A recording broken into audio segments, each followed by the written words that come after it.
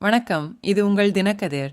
தமிழ்நாட்டில் ஆயிரக்கணக்கான teenage ration card வைத்திருப்பவர்கள் தேசிய உணவு பாதுகாப்பு சட்டத்தின் கீழ் மானிய விலையில் உணவு தானியங்களை அணுகுவதை இழக்கும் அபாயத்தை எதிர்கொள்கின்றனர்.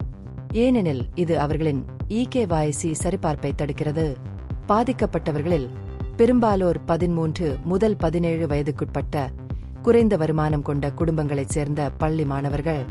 அவர்களின் ஆதார் பயோமெட்ரிக்ஸ் பல ஆண்டுகளுக்கு முன்பு அவர்கள் 10 வயதுக்குட்பட்டவர்களாக இருந்தபோது கைப்பற்றப்பட்டது.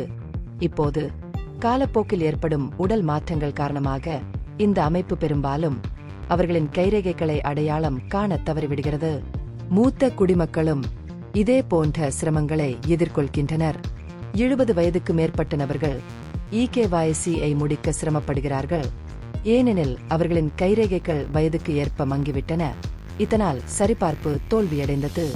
காலக்கெடு பலமுறை நீட்டிக்கப்பட்டிருந்தாலும் தமிழ்நாட்டில் உள்ள 3.5 கோடி ரேஷன் கார்டு வைத்திருப்பவர்களில் 58.41 லட்சம் பேர் ஏப்ரல் 30 ஆம் தேதிக்குள் செயல்முறையை முடிக்கவில்லை என்று தகவல் அறியும் உரிமைச் சட்டத்தின் கீழ் மத்திய அரசு நியூ இந்தியன் எக்ஸ்பிரஸ்க்கு அளித்த பதிலில் தெரிவிக்கப்பட்டுள்ளது.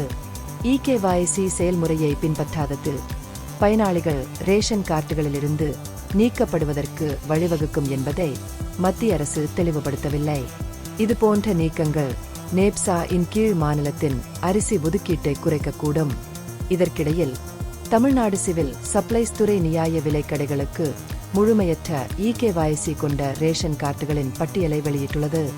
ஆதார் அங்கீகாரத்தை முடிக்க தவறினால் அட்டைகள் இடைநிறுத்தப்படவோ அல்லது சரிபார்க்கப்படாத உறுப்பினர்களை நீக்கவோ வழிவகுக்கும் என்று இந்த கடைகளில் உள்ள ஊழியர்கள் எச்சரித்துள்ளனர். பள்ளி மாணவர்களுக்கான ஆதார் தேவை 2019ஆம் ஆண்டு தமிழ்நாட்டில் உள்ள அனைத்து பள்ளிகளிலும் 1ஆம் வகுப்பு சேர்க்கைக்கு கட்டாயமாக்கப்பட்ட போது முறைசாரா முறையில் தொடங்கியது.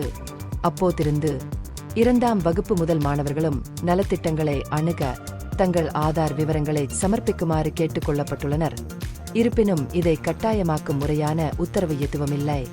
இளம் பருவத்தினரிடையே பயோமெட்ரிக் பொருந்தாத தன்மை பொதுவானது என்று அதிகாரிகள் கூறுகின்றனர். ஏனெனில் அவர்களின் ஆதார் உருவாக்கப்பட்டதிலிருந்து அவர்களின் உடல் அம்சங்கள் கணிசமாக மாறிவிட்டன. ஆதார் சேவா மையங்களில் தங்கள் குழந்தைகளின் ஆதார் தரவை புதுப்பித்து பின்னர் இகேஒய்சி நிறைவுக்காக ரேஷன் கடைகளுக்கு திரும்புமாறு குடிமைப் பொருள் வழங்கல் அதிகாரிகள் பெற்றோருக்கு அறிவுறுத்தியுள்ளனர். கைரேகை பிரச்சினைகளை எதிர்கொள்ளும் முதியவர்கள் தங்கள் கருவழி ஸ்கேன்களை சரிபார்ப்புக்காக புதுப்பிக்க அறிவுறுத்தப்பட்டுள்ளனர். இந்த நடவடிக்கைகள் பிழைகளை குறைத்து நேப்சா இன் கீழ் உணவு உரிமைகளை தொடர்ந்து அணுகுவதை நோக்கமாக கொண்டுள்ளன. இந்த நடவடிக்கைகள் இருந்தபோதிலும் பல பயனாளிகள் பலமுறை முயற்சித்த போதிலும் இந்த செயல்முறையை முடிக்க முடியவில்லை என்று தெரிவிக்கின்றனர்.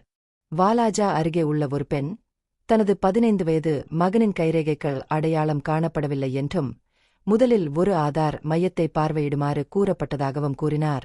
இதேபோல் திருவள்ளூரைச் சேர்ந்த 78 வயது ஓய்வூதியதாரர் தேய்ந்து போன கைரேகைகள் காரணமாக தனது ஆதாரை சரிபார்க்க மீண்டும் முயற்சிகள் தோல்வியடைந்ததாக கூறினார். சரிபார்க்கப்படாது அட்டை இடைநீக்கத்திற்கு வழிவகுக்கும் என்றும் அவரது ஓய்வூதியத்தையும் பாதிக்கக்கூடும் என்றும் அவருக்கு எச்சரிக்கப்பட்டது. இந்த பகுப்பாய்வு நுண்ணறிவுள்ளதாக கண்டால் முக்கியமான அரசியல் முன்னேற்றங்கள் குறித்த கூடுதல் புதுப்பிப்புகளுக்கு லைக் செய்யவும், ஷேர் செய்யவும், சப்ஸ்கிரைப் செய்யவும். இது உங்கள் தினக்கதிர். நன்றி.